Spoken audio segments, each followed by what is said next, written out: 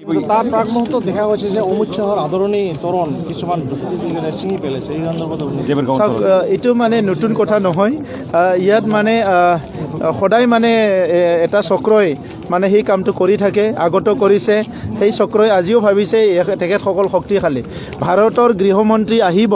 যি গৃহমন্ত্ৰীৰ তত্ত্বাৱধানত নেতৃত্বত এটা শান্তি চুক্তি হৈ গ'ল আমাৰ অঞ্চলত শান্তি আহিল আজি তেখেতক আদৰণি জনাব মানে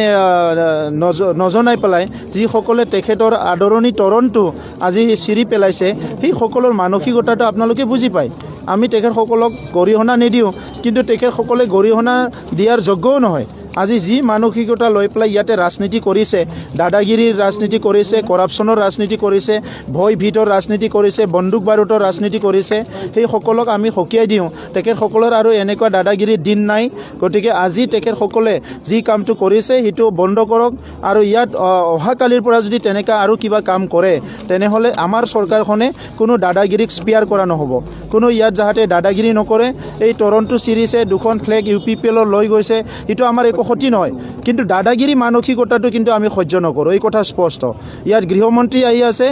আজি যদি কোনোবা অপ্ৰীতিকৰ ঘটনা ঘটায় তেখেতসকলক খুদাই এৰা নহ'ব চবকে ধৰি ধৰি জেলত পঠোৱা হ'ব